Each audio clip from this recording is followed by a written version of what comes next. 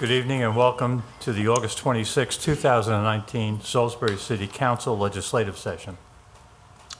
I would ask everyone to silence anything that makes a noise. If you need to make a phone call, we ask that you exit the chambers and make it in the hall. If for some reason an emergency should arise during the meeting, please exit in an orderly manner. Make a right-hand turn after you exit and go down the stairs. If for some reason that exit is blocked, please make a left-hand turn, then a right-hand turn and go down the stairs. Or you can follow the chief. Should you need special assistance, we'd be happy to provide it to you. Please ask. And please do not use the elevators if there is an emergency. At this time, I'll call on Father Chris Labarge of St. Francis de Sales Church for our invocation.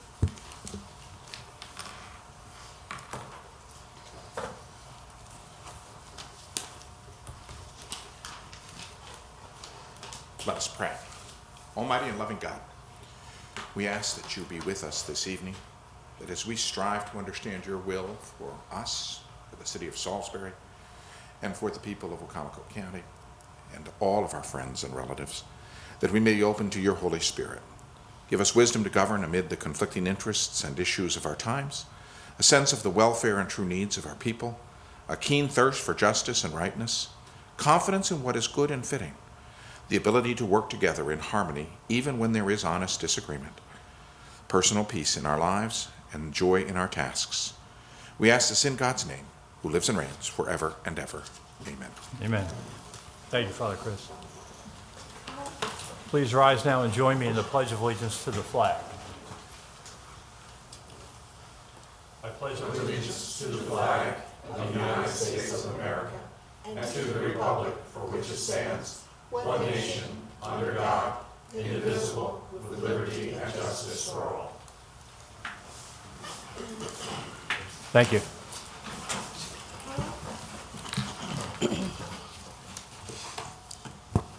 I'll entertain a motion to adopt the legislative agenda. So moved.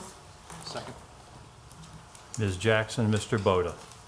All those in favor, please signify by saying aye. Aye. Opposed? Chair votes aye.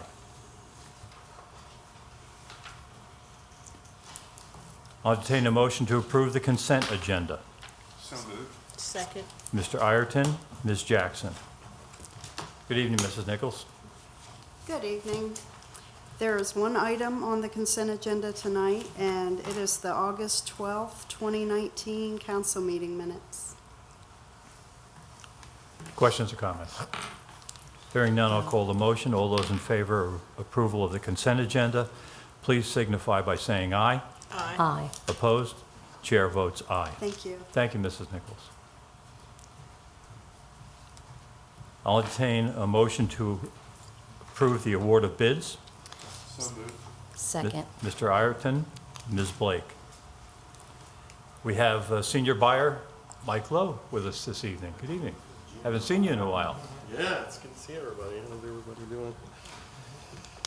I have 3 items to present tonight. The first item on the award of bids is contract number ITB 20-105 dump truck.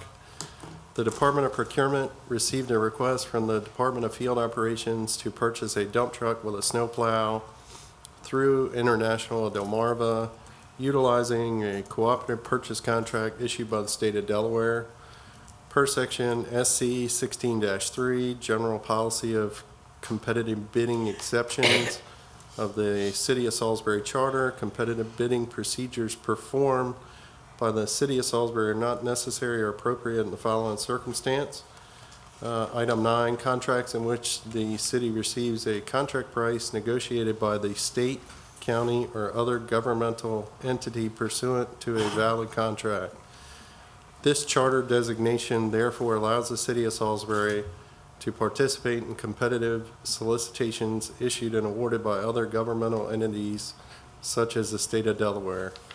Contract GSS-16617 heavy-duty trucks was issued as a request for proposal on February 23rd, 2016 by the state of Delaware for the purpose of identifying a vendor and executing a contract to purchase multiple types of heavy-duty trucks.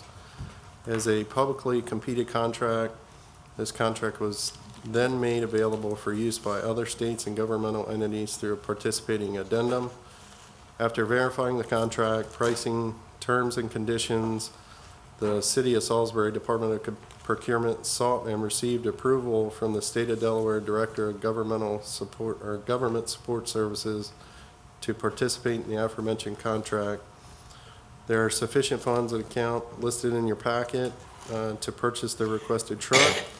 The expected delivery will be May 2020. The Procurement Department requests Council's approval to award contract ITB 20-105 to International of Delmarva in the amount of $122,108. Any questions or comments? May 2020, you said? That's what I said. Was it two guys building it? Or They That's do what I take a said. while in lead It's a time. long time to wait. Yeah, because they go into production. A lot of snow in there. Wow, Wow. okay, That's a long time to wait. all right. Do we have Wow. consensus on that one? Yes. Okay. All right, the second item on the award of bids for this evening is RFP 19-105. This is 457B Plan Administration. The Department of Procurement received a request from the Department of Finance to solicit proposals from qualified and experienced institutional retirement plan providers to administer and communicate the city's 457B plan for initial term of 3 years and successive one-year renewal terms. The Department of Procurement followed standard competitive bidding practices by advertising in the Daily Times and posting the solicitation on both the City of Salisbury's procurement portal and on the State of Maryland's website, eMaryland Marketplace. A total of 7 vendors submitted proposals by the due date and time of October 26, 2018 at 2:30 p.m. The vendors' technical proposals were evaluated by committee according to the criteria established in the solicitation document, and pricing was open for the top 3 scoring proposals. The evaluation criteria is listed in your packet. On February 4th, 2019, the Department of Procurement issued an intent to award to the highest ranked respondent, Empower, as further discussion, negotiation, and agreement review was necessary to facilitate a successful formal award and resulting contract. The Department of Procurement hereby requests council approval to formally award contract RFP 19-105 457B Plan Administration to Empower. It is intended that all subsequent renewal requests will be handled by the Department of Procurement and the using department with no additional council approval requirement. Any questions or comments? It says that it's being awarded for a multi-year award. Is that several years? How many years is it awarded for? 2, 3? Your initial term is a 3-year term, Okay. and then successive 1-year terms upon mutual agreement in the city and the successful vendor. And my understanding is that those years after the first year, 3 years, do not need council approval? No, that's my understanding from looking at what's in this packet. Who's the current provider? 3 years. ICMA.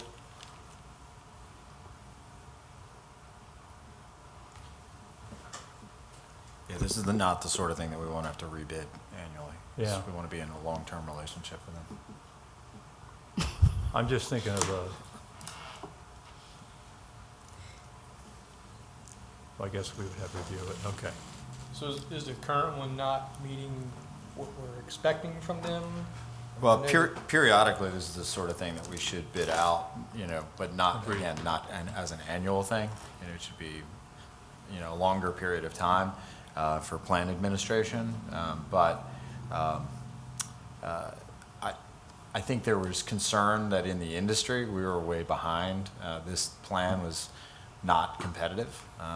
I don't know that there was, local frustration. I don't think anybody felt internally that we were frustrated, but we knew others had a better deal. And we're spending less for plan administration than we were, or than we have been. And now we've got a better offer on the table. Any other questions?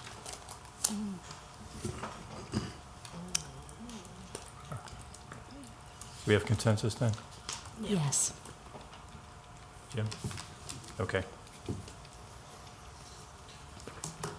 All right, and the third item I have on the award of bids for this evening is RFP 19-101, electronic bill and payment processing.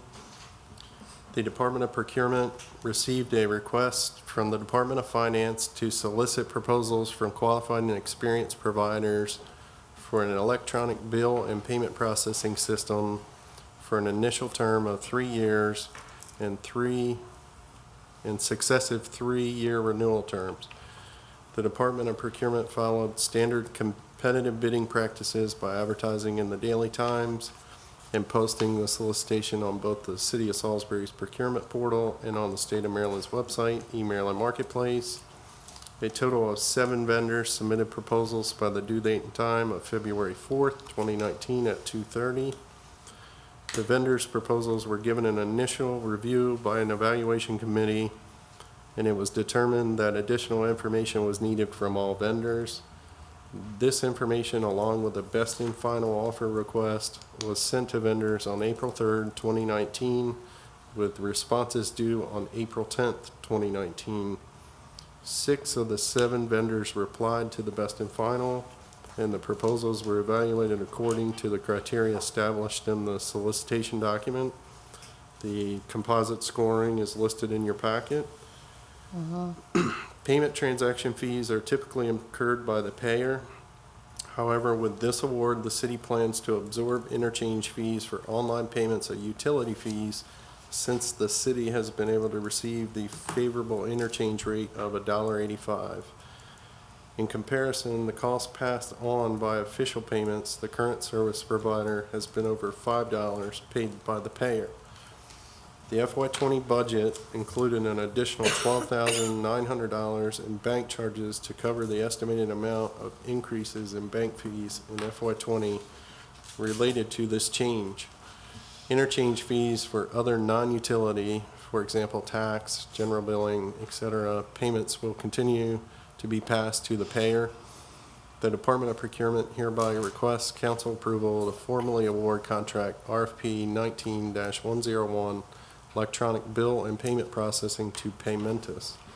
It is intended that all subsequent renewal requests will be handled by the Department of Procurement and the using department with no additional council approval requirement. Questions? So this means that they're given 3 years, and after that 3 years, they go up for another renewal for another 3 years. Each term is 3 years, yes, on that one.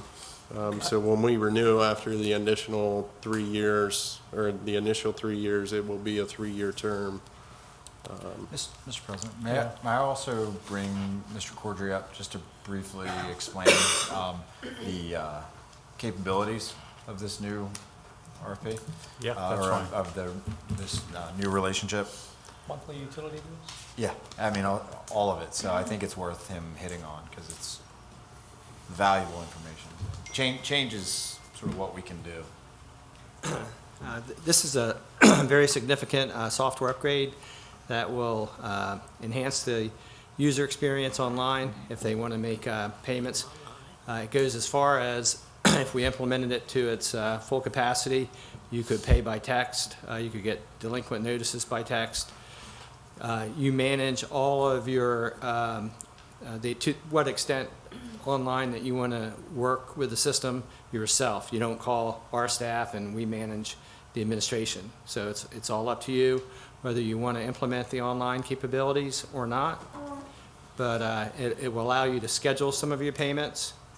If you want to make monthly payments, you can set yourself up. You can go in and change those payments so that in the future they're less or more.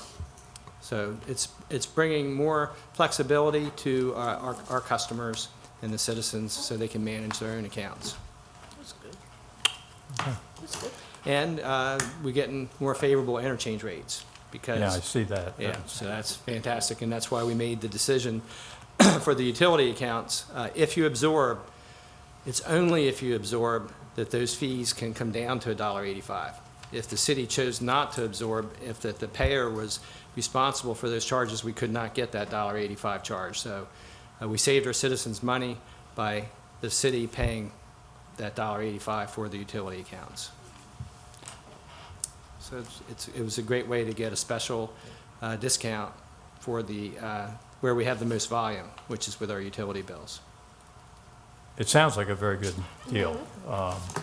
My only question and only concern is, we just did that for the one before, where we're going to have automatic approval based on, not automatic approval, but approval by the procurement department instead of Us, being council. brought before the council. Is that- You know, we do have fiduciary responsibility, which we do during the budget process, but I just have a little bit of concern. I wonder if anybody else has a concern that we should at least have the ability to say yay. I mean, it's not a big deal. I guess the but- issue is if the rate changes. Well, not only if the rate changes, but if there's a dissatisfaction by the consumer. Who gets the calls? Yeah. We're going to get, we hear about it. I'm just, yeah. And I had another question also. They have a direct line. They have me on speed dial, so One I thing just can- have a concern. I can speak to a little bit of that concern. Okay. And Pete can probably attest to some of this.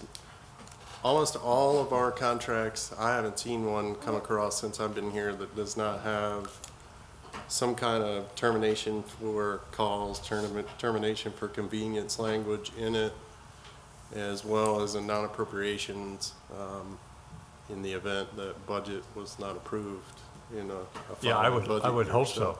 Yeah, But they all do. I'm beyond that But piece of it. the termination for calls and termination for convenience is something we hold very steadfast to in our agreements, for that instance, where if you're in a long-term agreement with a vendor and need to make a change.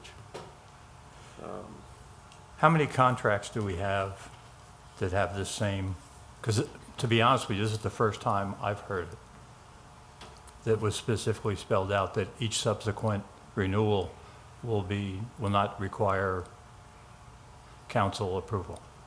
The renewal amendments, I'd have to get back to you on how many we actually do We have have. quite a few There- multi-year. There are quite a few multi-year.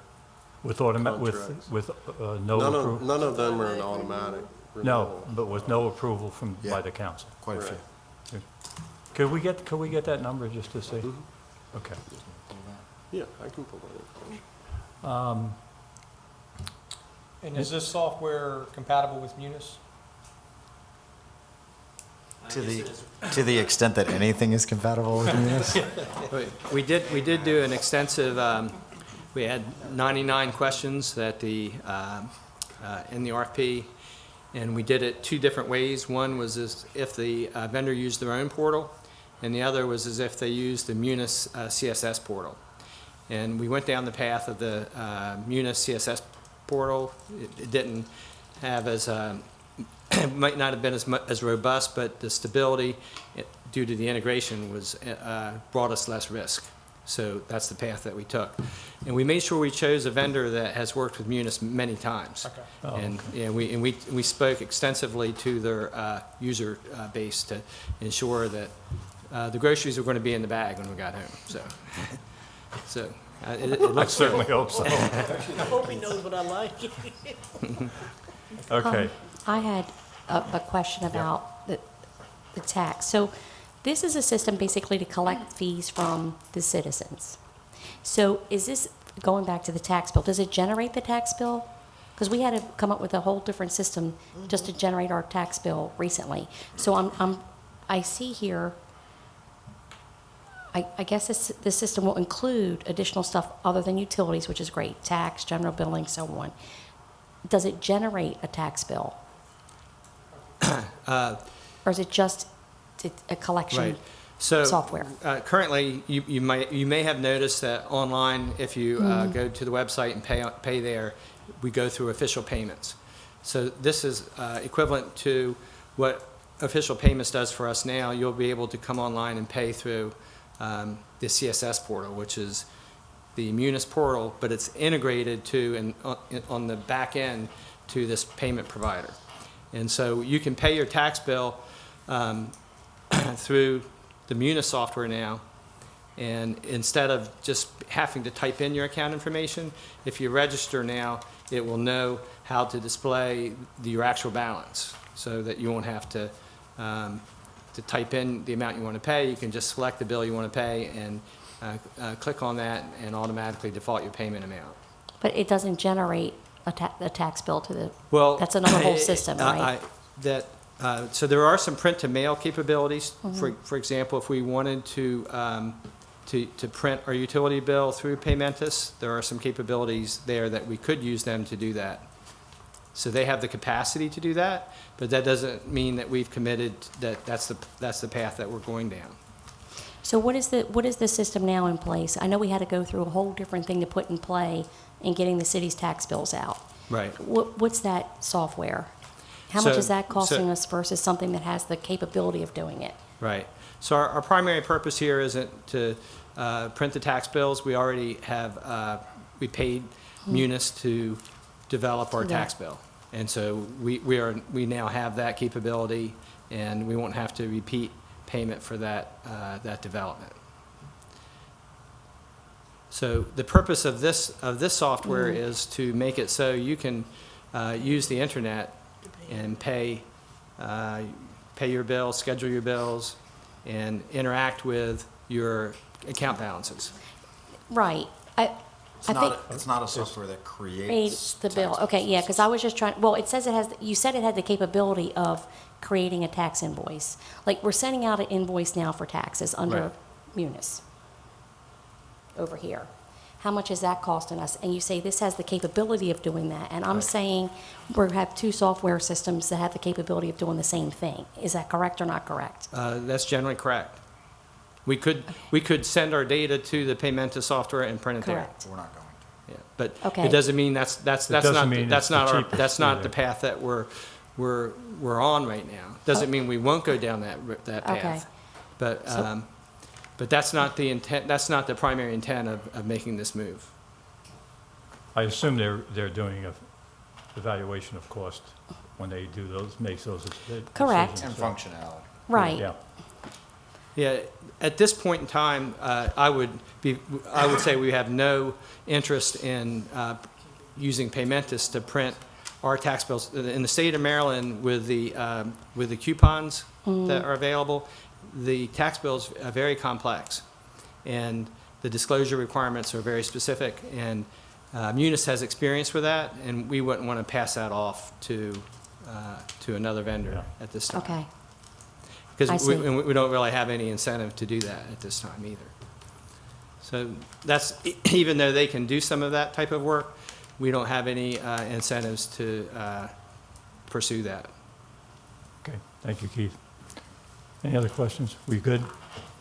We good with this? Okay, Thank you. that's the last one, correct? All right, if there's no other questions, I'll call the motion. All those in favor of the award of bids, please signify by saying aye. Aye. Opposed? Aye. Chair votes aye. Thank you, Mr. Lowe. I'll entertain a motion to approve resolution number 2967. So moved. Second. Mr. Boda, Ms. Blake.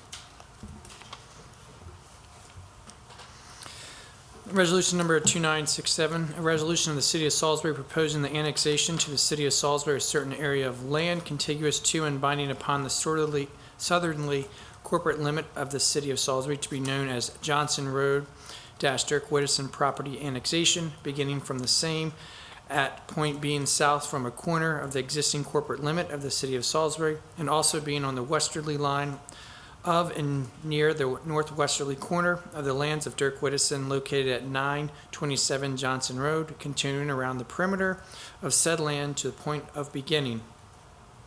Whereas the city of Salisbury has received a petition to annex dated January 9th, 2019, attached hereto as Exhibit 1, signed by at least 25% of the persons who are resident registered voters and of the persons who are owners of at least 25% of the assessed valuation of the real property in the area sought to be annexed, binding upon the southerly corporate limit of the city of Salisbury to be known as Johnson Road - Dirk Whittison Property Annexation, beginning for the same at a point on the corporate limit, said point being south from a corner of the existing corporate limit of the city of Salisbury, and also being on the westerly line of and near the northwesterly corner of the lands of Dirk Whittison located at 927 Johnson Road, continuing around the perimeter of said land to the point of beginning. Whereas the city of Salisbury has caused to be made a certification of the signatures on the said petition for annexation and has verified that the persons signing the petition represent at least 25% of the persons who are eligible voters and property owners owning 25% of the assessed valuation of real property in the area to be annexed, all as of March 5th, 2019, and as will more particularly appear by the certification of Leslie Sherrill, surveyor of the city of Salisbury, attached hereto as Exhibit 2. And whereas it appears that the petition dated January 9th, 2019 meets all the requirements of law, and whereas the public hearing is scheduled for September the 23rd. September 23rd, 2019 at 6 p.m. Now therefore be resolved by the council of the city of Salisbury that it is hereby proposed and recommended that the boundaries of the city of Salisbury be changed to annex and include within said city all that parcel of land together with the persons residing therein and their property contiguous to and binding upon the southerly corporate limit of the city of Salisbury, beginning for the same at the point on the corporate limit, said point being south from the corner of the existing corporate limit of the city of Salisbury, and also being on the westerly line of and near the northwesterly corner of the lands of Dirk Whittison located at 927 Johnson Road, continuing around the perimeter of the said land to the point of beginning and being described more particularly on Exhibit A, attached hereto and made part hereof. And be it further resolved by the city of Salisbury that the annexation of the said area be made subject to the terms, conditions, and agreement in Exhibits A through C, attached hereto and made a part hereof. And be it further resolved by the city of Salisbury that the zoning map of the city of Salisbury shall be amended to include the newly annexed property in the R-8A residential zone district. Said property is presently classified as R-20 residential district under the zoning laws of Wycomico County. And be it further resolved by the city of Salisbury that the council hold a public hearing on the annexation hereby proposed on September 23rd, 2019 at 6 p.m. in the council chambers at the city council office building, and the city administrator shall cause a public notice of time and place of said hearing to be published not fewer than 2 times at less than weekly intervals in the news and at least one newspaper of general circulation in the city of Salisbury, which said notice shall specify a time and place at which the council of the city of Salisbury will hold a public hearing on the resolution, which date shall be no sooner than 15 days after the final required date of publication specified above. And be it further resolved by the council of the city of Salisbury that the resolution shall take effect upon the expiration of 45 days following its final passage, subject however to the right of referendum as contained in the local government article of the Maryland Code. Any questions or comments? Hearing none, I'll call the motion. All those in favor of resolution number 2967, please signify by saying aye. Aye. Opposed? Chair votes aye. I'll entertain a motion to approve resolution 2968. So move. Second. Ms. Jackson, Mr. Ireton. Resolution number 2968, a resolution of the city of Salisbury to adopt an annexation plan for a certain area of land contiguous to and binding upon the southerly corporate limit of the city of Salisbury to be known as Johnson Road - Dirk Whittison annexation, beginning for the same at the point being south from a corner of the existing corporate limit of the city of Salisbury, and also being on the westerly line and near the northwesterly corner of the lands of Dirk Whittison located at 927 Johnson Road, continuing around the perimeter of the affected property to the point of beginning. Whereas as the city of Salisbury considering the annexation of a parcel of land contiguous to and binding upon the southerly corporate limit of the city of Salisbury to be known as Johnson Road - Dirk Woodson annexation, beginning for the same at a point being south from a corner of existing corporate limit of the city of Salisbury, also being on the westerly line of and near the northwesterly corner of the lands of Dirk Woodson located at 927 Johnson Road, continuing around the perimeter of the affected property to the point of beginning. And whereas the city of Salisbury is required to adopt an annexation plan for the proposed area of annexation pursuant to the local government article of Maryland Annotated Code, and whereas the public hearing required pursuant to the law is scheduled for September 23rd, 2019 at 6 p.m. Now therefore it be resolved by the council of the city of Salisbury that an annexation plan for the Johnson Road Dirk Woodson annexation as set forth in Exhibit A, attached hereto and made part hereof, is adopted for the area of the land located and binding upon the southerly corporate limit of the city of Salisbury, and also being part of the westerly line and near the northwesterly corner of the lands of Dirk Woodson located at 927 Road, continuing around the perimeter of the affected property to the point being and more particularly described in Exhibit B, attached hereto and made part therefore or hereof, said parcel being contiguous to and binding upon the corporate limit of the city of Salisbury. Be it further resolved by the city of Salisbury that the council shall hold a public hearing on the annexation plan hereby proposed on September 23rd, 2019 at 6 p.m. in the council chambers at the City County Office Building, and the city administrator shall cause a public notice of time and place of said hearing to be published not fewer than 2 times at not less than weekly intervals in a newspaper of general circulation in the city of Salisbury, which said notice shall specify a time and place at the council of the city of Salisbury will hold a public hearing on the resolution. I do want to note that in the book, Exhibit A and Exhibit B are backwards, if you look at the attachment, but that will be changed upon the public hearing. Okay. Any questions? I think we should get him to tell us where the property is again. I bet he could do it without looking down either. No questions, sir. Thank you. At this time, I'll call the motion. All those in favor of resolution number 2968, please signify by saying aye. Aye. Opposed? Chair votes aye. I'll entertain a motion to approve ordinance number 2552 for the second reading. So, second? Third? We'll give this to Mr. Boda and Mr. Ireton. Good evening, Pete. Good evening. Ordinance number 2552, approving an amendment of the fiscal year 2020 budget to appropriate a developer contribution for street lighting improvements. There are no changes from the first reading. This is tied to the Aldi site. The developer has requested to pay $35,000 to the city in lieu of installing 5 street lights along Dagsboro Road.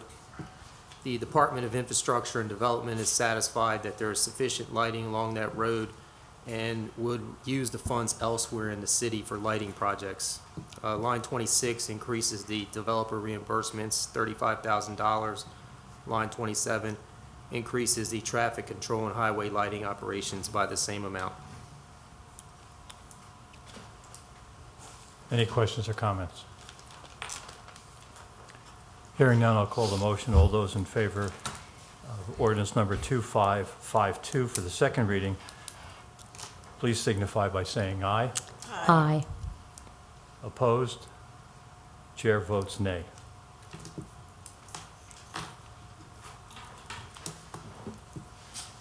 The vote is 4-1. I'll entertain a motion to approve ordinance number 2553. So move. Ms. Jackson? Mr. Boda? Thank you. Ordinance number 2553, approving an amendment of the fiscal year 2020 budget to appropriate funds for street resurfacing and concrete repair. There are no changes from the first reading. This involves city paving projects that have been completed. The reimbursements coming from the state has been received, and the money is going to be added to the operating account for more paving projects to be completed within the city. Line 22 increases the current year surplus by $176,659.02.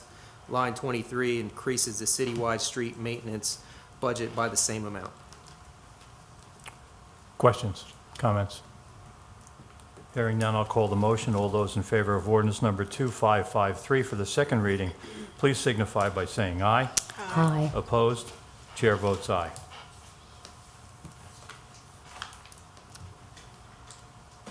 I'll entertain a motion to approve ordinance number 2554 for the second reading. So moved. Second. Ms. Blake and Mr. Ireton. Ordinance number 2554 is to authorize and empower the city of Salisbury to issue and sell one or more series of 1A bond, general obligation bonds, and B, general obligation bond anticipation notes, each in an original aggregate principal amount not to exceed $12,482,977.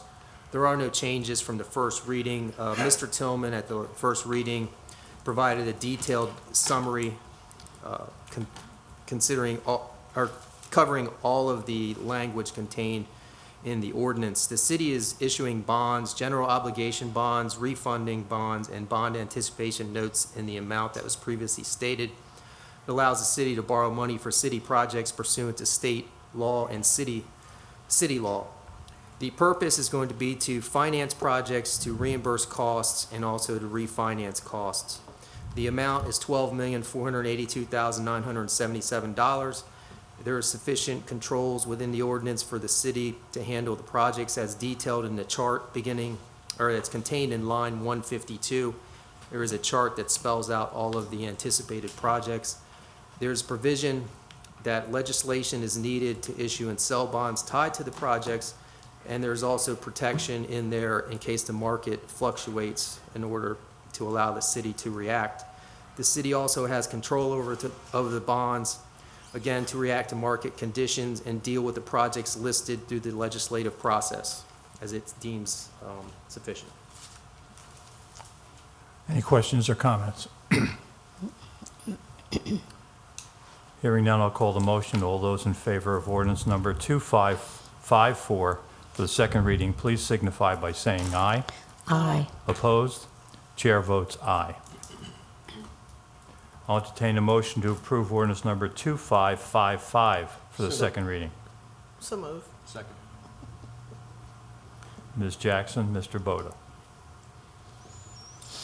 Ordinance number 2555, authorizing the mayor to enter into a contract with the Governor's Office of Crime Control and Prevention for the purpose of accepting Maryland Criminal Intelligence Network grant funds in the amount of $369,924 and approving an amendment to the fiscal year 2020 grant fund budget to appropriate funds for the Salisbury fiscal year MCIN program. There are no changes from the first reading. The city will sub-grant funds to various law enforcement partner agencies. Those agencies and the amount that each will receive is spelled out in lines 23 through 28. The city is going to keep its share of funds to cover Salisbury Police Department's costs and expenses as part of the program. The ordinance appropriates the funds and authorizes the mayor to sign the grant agreement. Line 59 will increase the MCIN grant revenue budget by $369,924. It will increase the city grant match funds revenue budget by $30,000. And line 61 increases the MCIN expenditure by $399,924. Any questions or comments? Hearing none, I'll call the motion. All those in favor of ordinance number 2555 for the second reading, please signify by saying aye. Aye. Opposed? Chair votes aye. I'll entertain a motion to approve ordinance number 2556 for the second reading. So moved. Second. Mr. Ireton, Ms. Jackson. Ordinance number 2556. This is amended from the first reading. An ordinance of the City of Salisbury to amend the Municipal Code, Title V, Business Licenses and Regulations, Chapter 5.32, Transient Merchants and Mobile Vendors, Chapter 5.44, Plays, Concert, and Circuses, and Chapter 5.52, Restaurants in connection with adding city fire marshal inspection and approval requirements to ensure compliance with the City Fire Prevention Code and to remove Chapter 5.04 Commercial District Management Authority. The city marshal inspections are being added for various code sections. First, Chapter 5.32, Transient Merchants and Mobile Vendors, where the sale or preparation of food or similar activity involved, and inspection is going to be required as found on line 275 through 278. Chapter 5.44, Plays, Concert, and Circuses, an inspection provision is also added in that chapter under line 314 through 315. Chapter 5.52, Restaurants, an inspection is going to be connected to a restaurant license, and that's found in line 3.33-3.35. The change from the first reading involves striking Chapter 5.04, the Commercial District Management Authority, and that language was added in so you can see what's being removed from the code, beginning on line 44, continuing to line 246. That was per council request. I would like to make a motion to amend ordinance number 2556 by striking the entire section of Commercial District Management Authority, beginning on line 44 through line 246. I'll second. We have a motion to amend and a second by Ms. Blake. We will vote on the amendment first. All those in favor of amending by striking lines 45 through 247 to remove all references to Commercial District Management Commission. All those in favor, please signify by saying aye. Aye. Opposed? Chair votes aye. Now we'll call the motion on the ordinance as amended. All those in favor of ordinance number 2556 for the second reading, please signify by saying aye. Aye. Opposed? The chair votes aye. I'll entertain a motion to approve ordinance number 2557 for the first reading. So moved. Second? Ms. Jackson, Mr. Ireton. Ordinance number 2557, an ordinance of the City of Salisbury authorizing the mayor to enter into a memorandum of understanding with the Wycomico County Health Department and approving a budget amendment of the fiscal year 2020 general fund budget to appropriate funds received from the Wycomico County Health Department in the amount of $10,000. Whereas the funds have been provided by the Wycomico County Health Department, WICHD, in conjunction with Midshore Behavioral Health Incorporated for a Safe Station program, and whereas Safe Station is an innovative program that helps remove barriers to treatment for members of our community who are eager to recover from a substance abuse disorder, and whereas the goal of the Safe Station is to help people with linkage to treatment and recovery services by allowing them to practice self-determination, and whereas the City of Salisbury Fire Department will provide non-emergent medical checks to all individuals that enter the Safe Station, and whereas the accepted funds shall be used to purchase additional emergency medical supplies and equipment, and whereas both the fire chief and the mayor have recommended that the city accept a monetary donation and allocate the funds to the fire department's fiscal year 2020 operating budget. Now therefore be it ordained by the City Council of the City of Salisbury, Maryland, that the city's fiscal year 2020 general fund budget be amended as follows. 1, increase Salisbury Fire Department Safe Station, Wycomico County Health Department reimbursements by $10,000, and increase the fire department expenditure by $10,000. Be it further ordained that this ordinance shall take effect from and after the date of its final passage. And this was introduced today for the first reading, and the substance will be published as required by law. Any questions or comments? Hearing none, I'll call the motion. All those in favor of ordinance number 2557 for the first reading, please signify by saying aye. Aye. Opposed? Chair votes aye. I'll entertain a motion to approve ordinance number 2558 for the first reading. So moved. Second. Mr. Boda, Ms. Jackson. Ordinance number 2558, an ordinance of the City of Salisbury to amend Chapter 12.20 Chesapeake Bay Critical Area Natural Resources Program in the various sections that are listed.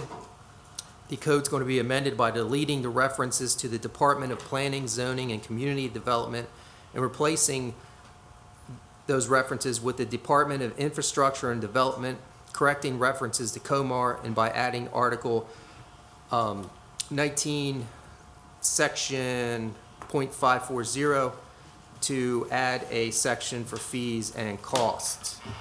Whereas the city has recently gone through a reorganization in 2017, various departments changed names or were named differently. The section of the code that deals with the Chesapeake Bay Critical Area Natural Resources Program cannot be altered without prior approval of state law. This ordinance basically takes the Department of Planning and Zoning and Community Development references and in its place puts the Department of Infrastructure and Development, which is the department now that's going to be handling the critical area material. COMAR is also changed, so the COMAR references contained within the critical area ordinance are going to be updated with the updated COMAR reference. The language throughout the ordinance picks up on those changes. The bold and highlighted sections are what is being added, or I'm sorry, pardon me, 1 second.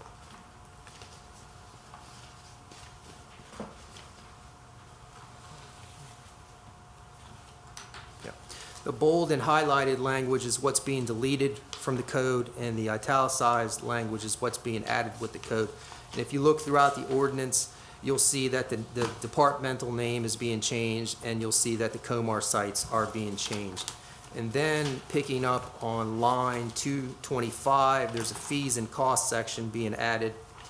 And it states that fees and costs, all fees and costs charged by the City of Salisbury Infrastructure and Development Department in administering the Critical Areas Program as set forth herein shall be set forth in the annual budget resolution. And B, all fees and costs collected by the City of Salisbury Infrastructure and Development Department in administering the Critical Areas Programs as set forth herein shall be deposited into a designated fund for the Critical Areas Programs. Any questions or comments? Hearing none, I'll call the motion. All those in favor of ordinance number 2558 for the first reading, please signify by saying aye. Aye. Opposed? Chair votes aye. Thank you very much. Thank you. Before we go any further, I would like to welcome our delegate, Carl Anderton. Good evening, sir. Would you like to say a couple words, or? You guys will run the smooth agenda flowing out. I don't want to disrupt that at all. Well, it's nice to see you. We're just coasting right in for a nice soft landing. It's nice to have you here. Thank you. Father Lavarge, thank you for staying for the meeting. I hope you enjoyed it. And does Mike Lowe get extra credit for staying for the whole meeting too? I had noticed that. I will make a point to tell Mrs. Miller that you were here for the entire meeting. Any requests for comments? No, sir. Remarks for the good of the order? Yes, I do. Well, as you know, Sonny's Best is over. Josh Copeland was in the competition. He did not win. But Josh, I want him to know you are Salisbury's best. You don't have to be second's best. You're Salisbury's best, and we're proud of you. We know that there's more for you out here in the gospel music ministry. So we just want to give you what you deserve, and that's thanks for participating and being, he was, I can't even describe the words. He just sent chills down my body when he sang. The winner was Melvin Crispell, but to us, you were both winners. Thank you, Josh Copeland, and we thank your family, and we thank you so much for all that you did. You put Salisbury on the map just one more time. Thank you. Hear, hear. Anything else for the good of the order? Hearing none, the meeting is adjourned. Thank you, everyone.